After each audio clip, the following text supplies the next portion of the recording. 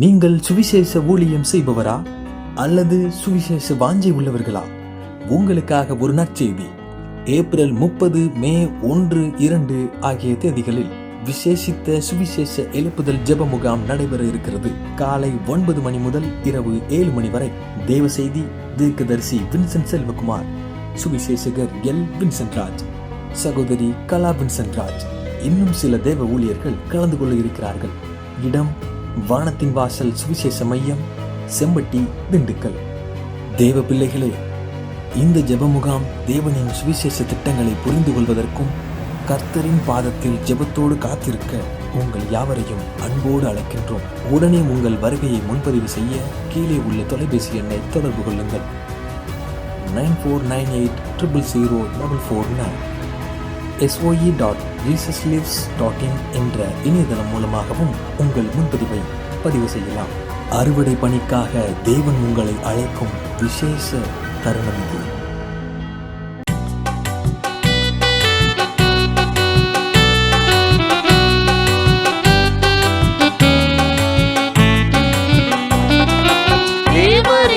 சகலத்தையும் செய்ய வல்லவர், நீ செய்ய நினைத்தது தடைபடாதையா.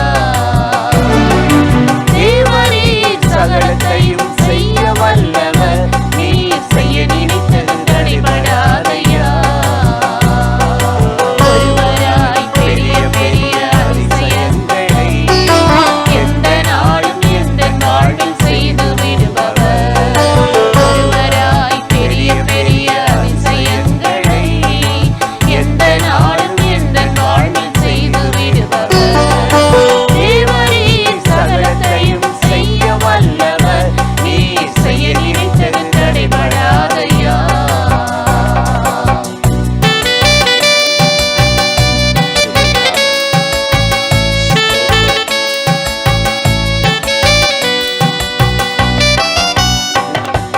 மனிதனால் கூடாததுதான் தேவனாலே கூடாததல்ல. மனிதனால் கூடாததுதான் தேவனாலே கூடாததல்ல. தேவனாலே எல்லாம் கூடும், எந்த பாரம் எல்லாம் மாறும், அதிசயங்கள் காண செய்பவர். தேவனாலே எல்லாம் கூடும், எந்த பாரம் எல்லாம் மாறும், அதிசயங்கள் காண செய்பவர். தேவரே சகலத்தையும் செய்ய வல்லவர், நீ செய்ய நினைத்தது தடைபடாதையா.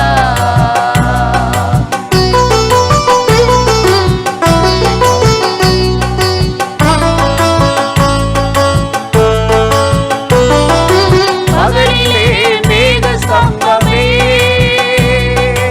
இரவிலே அக்கினி ஸ்தம்பமே. பகலிலே மேக ஸ்தம்பமே, இரவிலே அக்கினி ஸ்தம்பமே.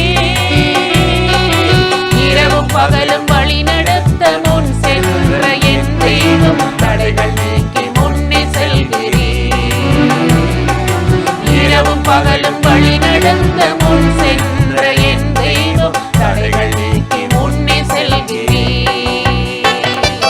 தேவரே சகலத்தையும் செய்ய வல்லவர், நீ செய்ய நினைத்தது தடைபடாதையா.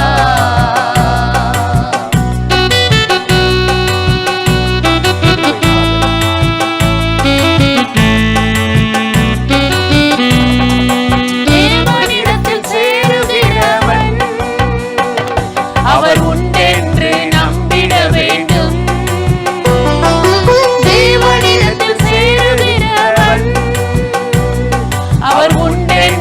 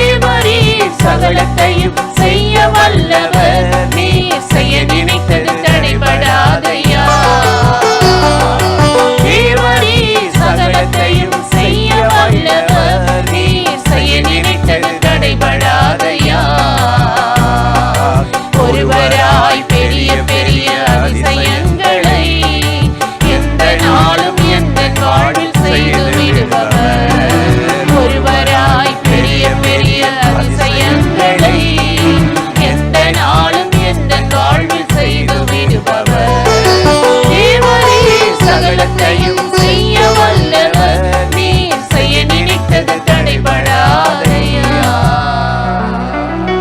பிரியமானவர்களே, ஆண்டவராகிய இயேசு கிறிஸ்துவின் நாமத்தில் இந்த காலை நேரத்தில் இயேசுவை தினம் பார்ப்போம் என்ற இந்த நிகழ்ச்சி மூலமாக உங்களை சந்திப்பதில் மிகுந்த மகிழ்ச்சி அடைகிறேன். நீதிமொழிகள் 4ஆம் அதிகாரம் 7வது வசனத்தில் நாம் வாசிக்கிறோம், ஞானமே முக்கியம், ஞானத்தை சம்பாதி, எண்ணத்தை சம்பாதித்தாலும் புத்தியை சம்பாதித்துக்கொள் என்று சொல்லி சாலமோன் இங்கு எழுதுகிற வார்த்தையை குறித்து நாம் வாசிக்கிறோம். இன்றைக்கு பாருங்கள், எதையெல்லாம் சம்பாதித்து கொள்ள வேண்டும், பெற்றுக்கொள்ள வேண்டும் என்று சொல்லி உலகம் முழுவதும் ஓடி அலைந்து வேலை பார்த்து சம்பாதித்து கொண்டிருக்கிற மக்களை நாம் பார்க்கிறோம். வேலைக்கு சென்று பல்வேறு விதமான துறைகளை கற்றுக்கொண்டு இன்னும் பணம் சேர்க்க வேண்டும், இன்னும் சம்பாதிக்க வேண்டும், இன்னும் நம்முடைய வசதி வாய்ப்புகளை பெருக்கிக் கொள்ள வேண்டும் என்று சொல்லி அநேகர் ஓடி ஓடி உழைத்து கொண்டிருக்கிறதை நாம் பார்க்கிறோம். ஆனால் பாருங்கள், இந்த சாலமோன் சொல்லுகிறார், நீ எண்ணத்தை வேண்டுமானாலும் சம்பாதி, ஆனால் எண்ணத்தை சம்பாதித்தாலும் புத்தியை சம்பாதித்துக்கொள் என்று ஒரு நல்ல ஆலோசனையை அவர் சொல்லுகிறதை நாம் வாசிக்கிறோம். எண்ணத்தை சம்பாதித்தாலும் சம்பாதித்ததை சரியாக பராமரிக்கவும் பாதுகாக்கவும் செலவு பண்ணவும் ஒரு புத்தி இருந்தால்தான் அது பத்திரப்படுகிறது, பிரயோஜனப்படுகிறது. அது புத்தி இல்லாமல் பயன்படுத்தினால் ஒன்றுக்கும் பிரயோஜனம் இல்லாமல் போய்விடுகிறது. ஆனால் இந்த சாலமோன் சொல்லுகிறது போல புத்தியை சம்பாதித்து கொள்ள எங்கு நாம் போக வேண்டும், எந்த கல்வி சாலையில் சென்று படிக்க வேண்டும், கல்லூரிக்கு போக வேண்டும் என்றெல்லாம் நம்முடைய இருதயம் ஒரு கேள்வியை கேட்கலாம். ஆனால் வேதம் சொல்லுகிறது பாருங்கள், கர்த்தர் ஞானத்தை தருகிறார், அவருடைய வாயிலிருந்து அறிவும் புத்தியும் வரும். இந்த புத்தி கர்த்தருடைய வாயிலிருந்து வருமா, கர்த்தரிடத்திலிருந்து இந்த புத்தி வரும். யாரெல்லாம் இதை விசுவாசித்து ஆண்டவரே எனக்கும் புத்தியை தாரும், ஒரு காரியத்தை செய்வதற்கு கூட எனக்கு ஞானம் இல்லை, புத்தி இல்லை, அறிவு இல்லை, ஆண்டவரே எனக்கு வேண்டிய புத்தியை எனக்கு தாரும் என்று சொல்லி நாம் அவரை நோக்கி ஜெபம் பண்ணுகிற போது அவருடைய வாயிலிருந்து அறிவும் புத்தியும் நாம் ஒவ்வொருவருக்கும் வருகிறது. தாவீதுடைய வாழ்க்கையை பாருங்கள், அவன் புத்திமானாய் நடந்து கொண்டான் என்று அவனை குறித்து வேதம் சொல்லுகிறது. தாவீது புத்திமானாய் நடந்து கொண்டான். தேவனாகிய கர்த்தர் தாவீதோடு கூட இருந்தார். எத்தனை முறை சவுலுடைய கோபத்துக்கும் எதிர்ப்புகளுக்கும் அவன் ஈட்டியை ஓங்குகிற போது எப்படி தப்பிக்க வேண்டும் என்று, யுத்தங்களை எப்படி நடத்த வேண்டும் என்று, எதிராளிகளுக்கு எப்படி தப்பித்துக் கொள்ள வேண்டும் என்று சொல்லி எல்லாவற்றிலும் தேவனாகிய கர்த்தர் தாவீதோடு கூட இருந்து புத்திமானாய் நடக்க உதவி செய்தவர் இன்றைக்கும் நம் ஒவ்வொருவரோடு கூட இருந்து நமக்கும் புத்தியை தந்தருளி எல்லாவற்றிலும் புத்திமானாய் நடந்து கொள்ளவும் ஆபத்துகளுக்கும் தீங்குகளுக்கும் நாம் விலக்கி விடுவிக்கப்படவும் ஆண்டவர் நமக்கு உதவி செய்ய வேண்டும் அல்லவா? அப்படி அவர் உதவி செய்ய விரும்புகிறார்.